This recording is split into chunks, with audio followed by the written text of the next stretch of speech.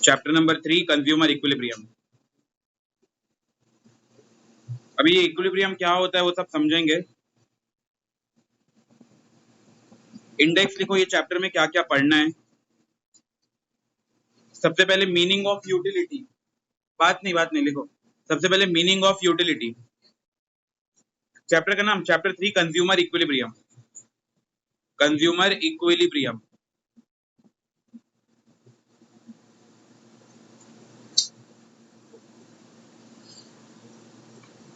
ठीक। इसमें हेडिंग लिखो इंडेक्स। सबसे पहले meaning of utility,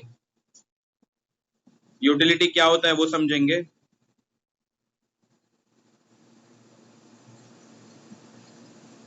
meaning of utility second, cardinal approach. Second, cardinal approach.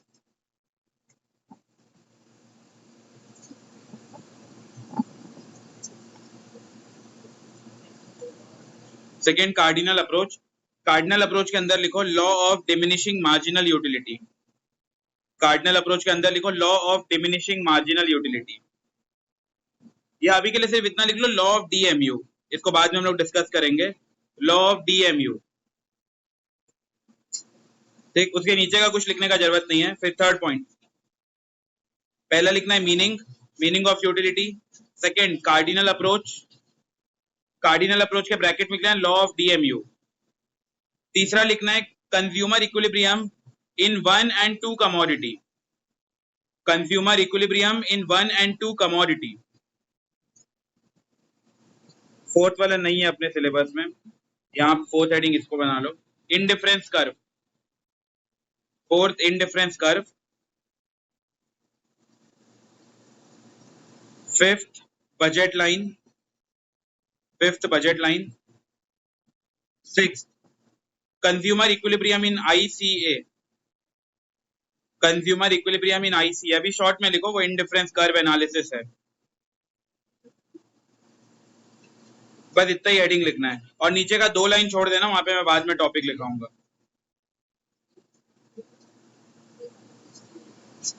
मैं एक बार रिपीट कर रहा हूं, सबसे पहले लिखो meaning of utility. Second, cardinal approach. Cardinal approach के ब्रैकेट में लिखना है लॉ ऑफ डीएमयू। तीसरा हेडिंग लिखना है consumer equilibrium in 1 and 2 commodity. फिर fourth, indifference curve. Fifth, budget line. और sixth, consumer equilibrium in ICA. Consumer equilibrium in ICA. तो टोटल इसमें 6 हेडिंग लिखना है, और दो तीन लाइन छोड़ दो, वो बाद में हम लोग हेडिंग लिखेंगे उसके अंदर। मीनिंग ऑफ यूटिलिटी, जल्दी जल्दी आओ। Meaning of utility, cardinal approach, consumer equilibrium in 1 and 2 commodity, indifference curve, budget line and consumer equilibrium in ICA. वहां बात कौन कर रहा है? मैं पढ़ा रहा हूँ, चालू कर दिया, उसके बाद भी चकर चकर आवाज ही आ रहा है continue. Meaning of utility, meaning of utility के बाद second, cardinal approach, consumer equilibrium in 1 and 2 commodity, indifference curve, budget line और कंज्यूमर इक्विलिब्रियम इन आईसीए। यहाँ पे अगर तुम लोग इंडेक्स देखोगे बुक का, तो चैप्टर नंबर 3 है कंज्यूमर इक्विलिब्रियम यूटिलिटी एनालिसिस, और चैप्टर नंबर 4 है consumer equilibrium indifference curve analysis. तो हम लोग चैप्टर नंबर 3 और 4 को एक साथ खत्म करेंगे। तो जो स्टार्टिंग का फर्स्ट, सेकंड और थर्ड हेडिंग है, ये चैप्टर नंबर 3 का है, और जो बाद वाले का 4, 5th और 6th हेडिंग है, ये चैप्टर नंबर 4 का है, क्योंकि दोनों कनेक्टेड चैप्टर है, दोनों में कंज्यूमर इक्विलिब्रियम का बात हुआ है। तो टोटल इसके अंदर 6 हेडिंग पढ़ेंगे और अपना 2 चैप्टर खत्म होगा, चैप्टर 4 और 5, चैप्टर 3 और 4। ठीक, सबसे पहला हेडिंग डालो कंज्यूमर इक्विलिब्रियम। सबसे पहला हेडिंग कंज्यूमर इक्विलिब्रियम। जो हम लोग वर्ड पढ़ रहे हैं, चैप्टर का नाम है कंज्यूमर इक्विलिब्रियम। ये क्या है, होता क्या है कंज्यूमर इक्विलिब्रियम? कंज्यूमर इक्विलिब्रियम,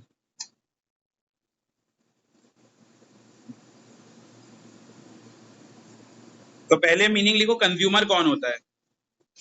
पहला इसके अंदर क्वेश्चन लिखो, who is a consumer. Consumer कौन होता है? Consumer is a person who consume goods and service for the satisfaction of his want. Consumer वो होता है जो कंज्यूम करता है गुड्स और सर्विस को। Consumer is a person who consumes goods and service for the satisfaction of his wants. मैं demand chapter में बताया था, कंज्यूमर अलग होता है, कस्टमर अलग होता है। कस्टमर वो होता है जो सामान जाके खरीद रहा है, कंज्यूमर वो होता है जो पर्टिकुलर सामान को कंज्यूम करेगा। वो दोनों एक भी हो सकते हैं, दोनों अलग अलग भी हो सकते हैं। जैसे फॉर एग्जांपल मम्मी चिप्स का पैकेट लेके आई और उसका बच्चा वो चिप्स का पैकेट को कंज्यूम किया है, तो मम्मी को बोलेंगे कस्टमर और वो जो बच्चा है उसको बोलेंगे कंज्यूमर। जो फाइनली गुड्स को खाता है, कंज्यूम करता है, उसको बोलते हैं कंज्यूमर। तो इसमें सबसे पहले जो मीनिंग लिखना था वो लिखना है कंज्यूमर। Who is consumer? तो consumer is a person who consumes goods and service for the satisfaction of his wants. अपने वांट्स को सेटिस्फाई करने के लिए वो गुड्स एंड सर्विस जो कंज्यूम करता है उसको कंज्यूमर बोलते हैं।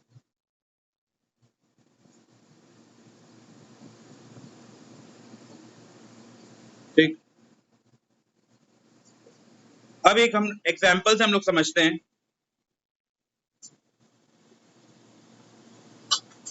जैसे मान लो फॉर एग्जांपल ये कोई पर्सन है, इसके पास 10 रुपए रखा हुआ है, ये 10 रुपए से एक चिप्स का पैकेट परचेस किया, ये 10 रुपए का एक चिप्स का पैकेट परचेस किया, और 10 रुपए का चिप्स में उसको जितना कम क्वांटिटी मिला, अज्यूम कर लेते हैं 25 ग्राम था, तो 25 ग्राम जो कंज्यूम किया उसको उसमें सबसे ज्यादा सेटिस्फेक्शन लगा।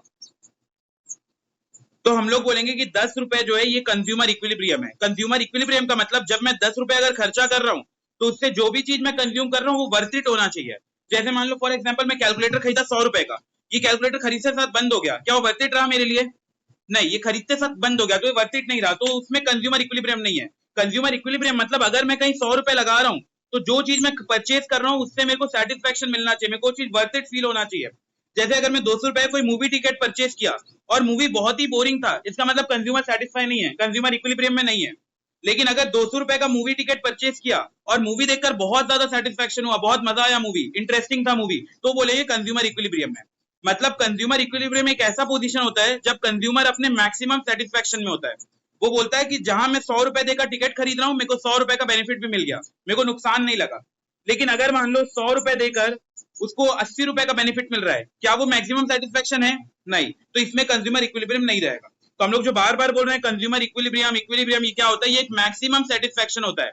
मतलब अगर कंज्यूमर 80 रुपए पे कर रहा है तो उसको 80 रुपए का बेनिफिट मिल रहा है, 100 रुपए पे कर रहा है उसको 100 रुपए का बेनिफिट मिल रहा है। अगर वो कोई टिकट खरीदा, मूवी टिकट खरीदा 500 रुपए का, नया फर्स्ट डे फर्स्ट शो उसको देखना था, 500 रुपए का मूवी टिकट परचेज किया, मूवी इतना बोरिंग है 100 रुपए की वैल्यू का नहीं था, इसका मतलब कंज्यूमर इक्विलिब्रियम में नहीं है। लेकिन अगर 500 का टिकट खरीदा और 500 का पूरा वैल्यू मिल गया, मतलब इंटरेस्टिंग था मूवी, उसको बहुत अच्छा लगा मूवी देखने में, तो उसको हम लोग बोलेंगे कंज्यूमर इक्विलिब्रियम में। इक्विलिब्रियम मतलब दोनों इक्वल होना है, जितना परचेज कर रहे हैं, जो प्राइस पे कर रहे हैं और जो हम लोग को सेटिस्फेक्शन मिल रहा है, दोनों इक्वल होना है। अगर दोनों में से एक भी कम होगा, मान लो 500 का टिकट खरीदा और बेनिफिट 400 का मिला, क्या इसको हम लोग कंज्यूमर इक्विलिब्रियम बोल सकते हैं? नहीं। कंज्यूमर इक्विलिब्रियम बोलने के लिए दोनों साइड इक्वल होना चाहिए, नाम से पता चल रहा है इक्विलिब्रियम। मतलब यहाँ पे 500 रुपए पे कर रहे हैं तो बेनिफिट भी 500 का मिलना है, तब कंज्यूमर इक्विलिब्रियम में रहेगा। तो ये पॉइंट हुआ कंज्यूमर इक्विलिब्रियम का। लिखो कंज्यूमर इक्विलिब्रियम का मीनिंग क्या है। The point of highest satisfaction, the point of highest satisfaction, consumer बहुत खुश है, सबसे ज्यादा सेटिस्फैक्शन उसको मिल रहा है। वो 500 रुपए अगर खर्चा कर रहा है तो उसको वर्थ इट फील हो रहा है, पूरा 500 रुपए उसको मजा मिल रहा है। The point of highest satisfaction where consumer, the point of highest satisfaction where consumer neither wishes to increase और डिक्रीज कंजम्पशन, ना तो वो अपना कंजम्पशन को बढ़ाना चाहता है ना तो वो कम करना चाहता है। कंज्यूमर इक्विलिब्रियम एक ऐसा पोजीशन है जहां उसको हाईएस्ट सेटिस्फेक्शन मिल रहा है, वो बहुत ज्यादा खुश है। अगर 100 रुपए का कुछ खरीद रहा है तो उसको बेनिफिट भी 100 रुपए का मिल रहा है। Where consumer neither wishes to increase और decrease consumption,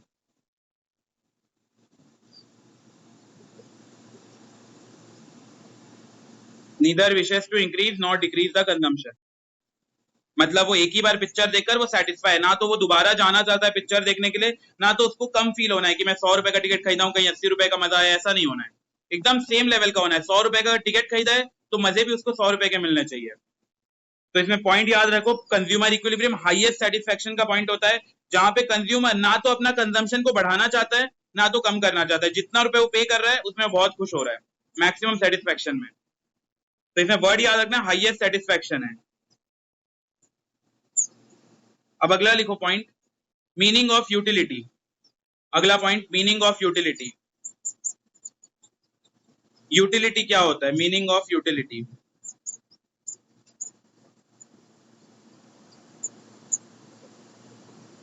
meaning of utility इसमें लिखो, it refers to bond satisfying power, bond satisfying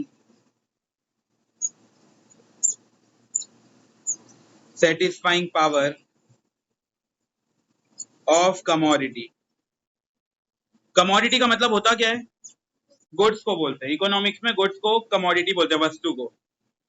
तो यूटिलिटी का मीनिंग एमसीक्यू में आ जाता है यूटिलिटी के बारे में। तो utility refers to bond satisfying power of a commodity, bond satisfying power of a commodity. Utility refers to bond satisfying power of a commodity. इसका मतलब है अगर मैं कोई गुड्स खरीद रहा हूं तो मेरे को कितना वो यूटिलिटी दे रहा है। जैसे फॉर एग्जांपल मैं पेन खरीदा तो मेरे को कितना ये यूजफुल हो रहा है, मेरे को कितना ये मदद दे रहा है, कितना मेरा हेल्प कर रहा है, इसको बोलते हैं यूटिलिटी। अगर मैं किसी चीज को परचेज कर रहा हूं तो उससे मेरे को कितना यूटिलिटी मिल रहा है। जैसे मोबाइल परचेज किया, मोबाइल परचेज करके मेरे को अच्छा यूटिलिटी मिला, मैं उसको यूज कर पा रहा हूँ, मैं ऑनलाइन कर पा रहा हूँ, मैं अपना लेक्चर्स मन डाउनलोड कर पा रहा हूँ, मैं अपना लेक्चर कर पा रहा हूँ, तो इसको बोलेंगे यूटिलिटी। यूटिलिटी मतलब bond satisfying power of a commodity. जैसे मैं कैलकुलेटर खरीदा तो कैलकुलेटर मेरे को कितना हेल्प कर रहा है, कितना यूटिलिटी दे रहा है। क्या हो रहा है?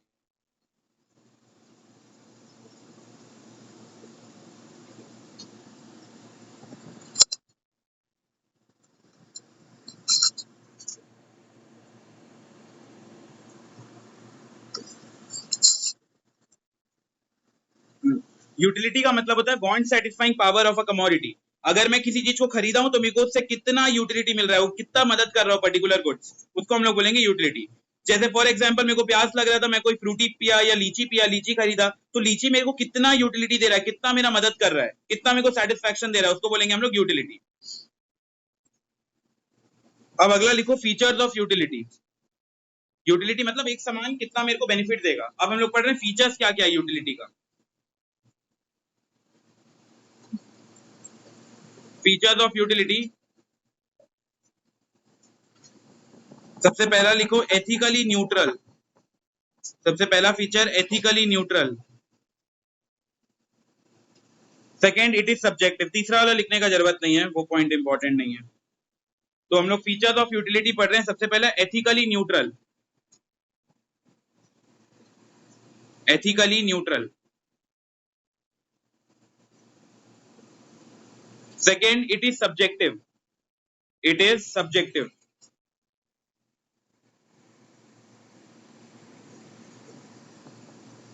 पहला point ethically neutral, second it is subjective. अब पहले पॉइंट को लिख लेते हैं फिर मतलब समझते हैं। पहला पॉइंट लिखो एथिकली न्यूट्रल, एथिकली न्यूट्रल। इसमें लिखो even socially unacceptable things, even socially unacceptable things like drugs, tobacco, wine have utility in economics because they may satisfy the want of a consumer.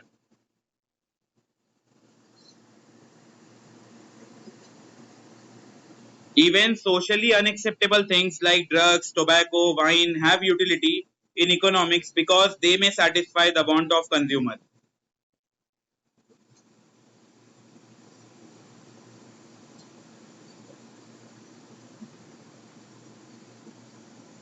Even socially unacceptable things like drugs, tobacco, wine have utility in economics because they may satisfy the want of consumer.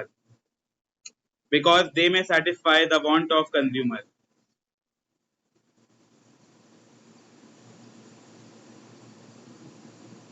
ठीक, अब हम लोग इसको समझते हैं ethically neutral क्या है। जैसे देखो फॉर एग्जांपल कोई पर्सन वाइन पी रहा है, ये जो वाइन पी रहा है ये क्या समाज के लिए सही है? सोच के बताओ, ये जो वाइन पी रहा है, अल्कोहल का कंजम्पशन कर रहा है, क्या ये समाज के लिए सही है? नहीं। लेकिन बताओ जो इसको कंज्यूम कर रहा है उसको मजा आ रहा है कि नहीं? आ रहा है ना, उसको तो सेटिस्फेक्शन मिल रहा है। तो इकोनॉमिक्स में ये चीज होता है यूटिलिटी का मतलब एथिकली न्यूट्रल। मतलब भले वो समाज के लिए खराब हो, कोई पर्सन गांजा यूज कर रहा है, अफीम चरस, ये सब का यूज कर रहा है, कोई अल्कोहल पी रहा है, तो ये समाज के लिए खराब है, समाज को बहुत गलत लगेगा कि क्यों ऐसा कर रहा है। लेकिन जो पर्सन उसको कंज्यूम कर रहा है उसको तो बहुत आनंद आ रहा है, उसको बहुत मजा आ रहा है कि हाँ ये अल्कोहल पी रहा हूँ, चरस यूज कर रहा हूँ, गांजा यूज कर रहा हूँ।